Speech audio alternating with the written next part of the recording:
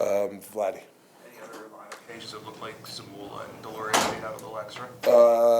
The same lineup, I'm not sure between Z and Juleson yet, game time.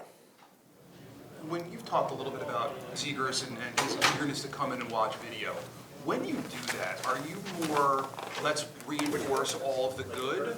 Are you Trevor Zegers? Yeah. Are you more, let's reinforce all the good, we'll just watch the good clips? Are you hearing what you did wrong and watching negative? Or like, what's the ratio there? Yeah. Well, I think when he's going good, sometimes the coach, you want to leave him alone. But you also want to show him stuff when he's doing good stuff, So I think, I don't know if it's more of a feel than a ratio, but it's one thing coaches, you try to, when do you want to get involved and when not to. But with him, for me, there's a couple of keys with him when he's on his game and when he's not.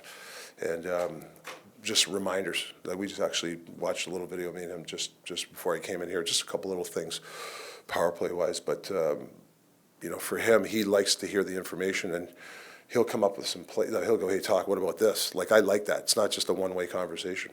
So, having played the game, how important is it when, obviously you and the staff have shown a certain level of confidence in him to play him in all the positions you've played him in. What does it mean as a guy who played the game yourself when a coach has that belief and that trust in you? You skate a little taller, feel a little bigger?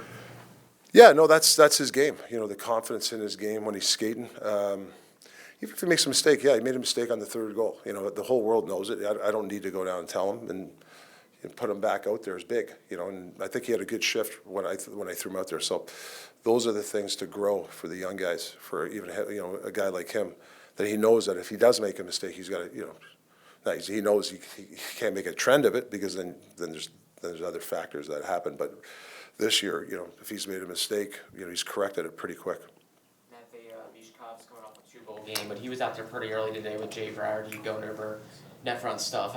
Have you gotten a sense that he's a guy that wants to keep working on that stuff even when he's having success? Yeah, he wanted to work on the down low stuff. The back door, getting the puck up. It's funny. He was getting mad at himself because but that's him, right? He wants to look at other avenues of scoring, and that's one of them he can be really good at. Can you sense that competitiveness? Like I think I saw him too. You were watching and he made it screamed a couple times when he didn't get it right. Yeah. Seems like a guy that wants to get things right. Yeah, he just wants to work on stuff that he's got to get better at, which is a good thing. Like he wants to keep, I don't know how many pucks he did, 50 reps of that stuff. That's how you get better. So does he look stronger to you lately, physically? I mean, it feels like a couple plays recently, you can tell he's a little bit stronger on the puck. Yeah, he's using his body position way better than he did 3 weeks ago. And the other thing, I'll be honest, I put him on the left wing. He's not skating backward as much. He's skating forward. He's starting to get his legs, but when guys aren't moving their feet and they're skating backwards, you look slow, and you're not beating it. We always tell you got to beat your check. So how do you beat your check? You got to skate forward, and he's on his forehand, and he's had way more plays since he's been on the left side than the right side for me. There's only a few guys who can play their off wing.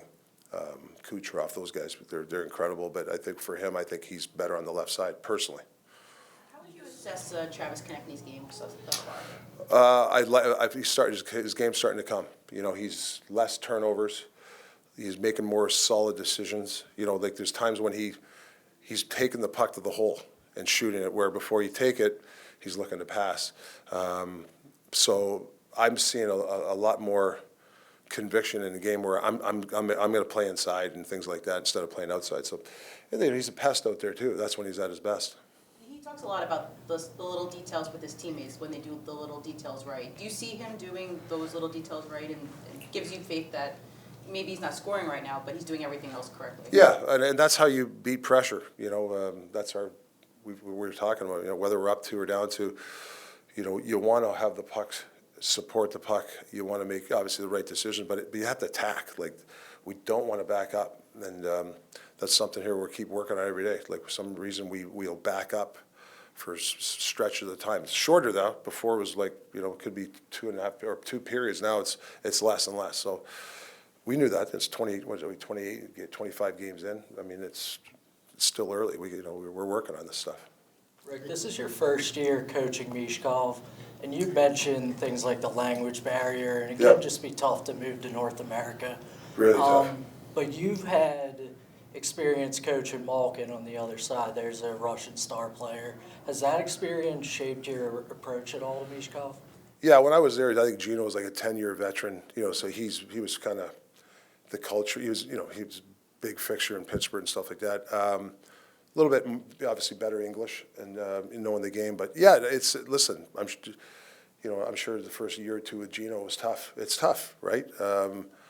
You're as a coach. You have to be careful. You give these guys too much information, right? Especially when they don't have the language barrier. And I think earlier on, even with the other coaches giving him so much information, sometimes it's tough. You get out there and the poor guy doesn't know what's going on. So, but he's starting to learn English, and as Gino, like he was always in those meetings talking. Gino, like he speaks English, he understands Gino. So it's a little different. We'll see what happens 10 years from now. I'm sure he'll be the same way. Hey, Tom, can you talk about the rivalry?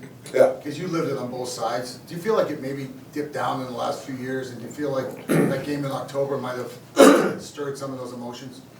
Yeah, I think the success of both teams, like when both teams are rolling and successful, that's when rivalries really, come into play. But yeah, I enjoyed last game. There was a little bit of fire by everybody. It was a tight game. Was it overtime, right? Overtime game, shootout. I think you live for rival games. Gets your juices going. I think it's important. So, I'm sure it'll be a feisty game tonight.